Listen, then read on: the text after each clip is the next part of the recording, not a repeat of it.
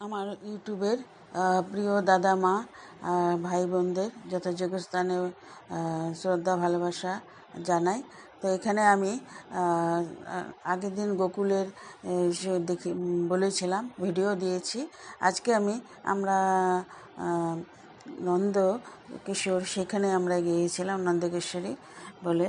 তো প্রথমে আমরা সকালে ব্রেকফাস্ট করে নিলাম।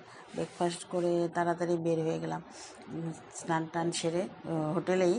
তো সেখান থেকে একটা টোটো ধরে টোটোওয়ালা বলছিল প্রথমে 200 টাকা লাগবে। তা আমরা ভাবলাম টোটো শেয়ার করে চলে যাই 20 টাকা করে। তো তো সেইখানে অল্পটুক নেওয়ার পরে বলল এখানে পর্যন্ত সে যাবে। তা আমরা নেমে পড়লাম। সেখান থেকে আরেকটা টোটো ধরে সেই নন্দকেশ্বরের জায়গাতে নিয়ে গেলো, মানে সেই পুরো জায়গাটা যায়নি, আর তার থেকে আরও কিছুটা 1.5 কিলোমিটার যেতে হবে বলল। তো আমরা পরে সেখান থেকে আমরা হেঁটে চললাম। আর মাঝখানে একটা হাসির কথা হলো, আমার চোখে চশমা ছিল, সেখানে তো বাঁদর ছিল। আমি ভাবছি আমার মোবাইলটা টেনে নেবে, মোবাইলকে রক্ষা করতে গিয়ে আমার চশমাটাই নিয়ে নিল। তো তাড়াতাড়ি করে আমি আম আর বিস্কুট দিতে চাইলাম, কিন্তু তা ভেঙে পড়লো আমার চশমাটা। তারপরে আমি ওটার আর আশা না করে ছেড়ে দিলাম। আমরা সেই রাস্তা দিয়ে এগিয়ে জিজ্ঞাসা করে করে করে করে সেই নন্দকেশ্বর মন্দিরে আমরা গেলাম। তখন সে সবাই লাইন দিয়ে দিয়ে দেখছে, আমরাও লাইন দিয়ে সেই দর্শন করলাম। সেই ভিডিওটা আপনাদের সাথেও শেয়ার করছি। ভিতরে যে গার্ড আছে ওনারা তো বলে মোবাইল নিতে দেয় না। তো যতটুকু পেরেছি আমি আপনাদের সামনে তুলে ধরার চেষ্টা করলাম। তো দর্শন করার পরে দেখলাম পর্দা টেনে দিল। আমাদের ভাগ্য ভালো, সেই দর্শন সেখানে হয়েছিল। তারপরে সেখান থেকে বের হয়ে আমরা আবার জিজ্ঞাসা করতে করতে আমরা মানে শ্রীকৃষ্ণের জন্মভূমির দিকে যাব। তো সেখান থেকে আমরা আবার একটা টোটো ধরলাম। টোটো ধরে জিজ্ঞাসা করে তো আমরা টোটো করে আসলাম কৃষ্ণের জন্মভূমিতে। আমি আগেও কয়েকবার এসেছি এখানে, তো অনেকটা চেঞ্জ হয়ে গেছে, উন্নতি হয়েছে, অনেক হবেই।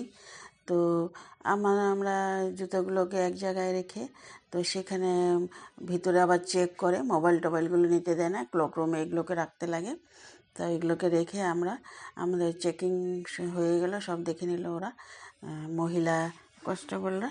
তো আমরা ভিতর দিকে গেলাম। ওখানে গিয়ে জুতা নিয়ে যেতে বললো পারবেন জুতা নিয়ে যেতে। তো উপরে নিয়ে আবার জুতার জায়গায় ব্যাগের মধ্যে জুতো দিয়ে দিলাম, ওখানে রাখলাম। তারপরে আমরা কৃষ্ণের যে জন্ম হয়েছিল যে যে জায়গাটায় লোহার কারাগারে, সেই জায়গা দিয়ে লাইন দিয়ে দিয়ে ঢুকলাম। তা আরও অনেক জায়গায় মানে কৃষ্ণের ছোট ছোট মূর্তি বা এগুলো আছে, আমরা সেগুলো দর্শন করলাম সেই জায়গাটাতে। সেখান থেকে বের হয়ে উপরে আবার রাধাকৃষ্ণের আছে, রাম লক্ষ্মণ আছে, সীতারও আছে মূর্তি। আবার এদিকে জয় জগন্নাথেরও আছে, দাঁড়ানো আছে চৈতন্যদেব প্রভু। তো ওগুলো দর্শন করলাম। তারপরে ভীষণ রৌদ্র এখন এই মাসটা। তো যাই হোক, যখন গেছি মথুরা, অন্য কাজে গেছিলাম, তো ভাবলাম দর্শন করেই যাই। তো দর্শন করে আমরা সেখান থেকে বের হয়ে আসলাম। তো সেখান থেকে আমরা মানে ভাবছি যে হোটেলটা ছেড়ে দেবো, 12টা পর্যন্ত থাকার এসেছিল। তো আমরা এখান থেকে হোটেলটা সেই 12টার সময় এসে ছেড়ে আমরা সেখান থেকে আমরা বৃন্দাবনের সেতে রওনা হলাম একটা অটো ভাড়া করে। তো আমরা শেষে বৃন্দাবনে আসলাম। বৃন্দাবনের পরে এগুলো যেগুলো হয় আমি আপনাদের সাথে শেয়ার করে দেব। ভালো থাকেন, আপনারা সুস্থ থাকেন। সময় সুযোগ পেলে দর্শন করতে যাবেন, ভালো লাগবে।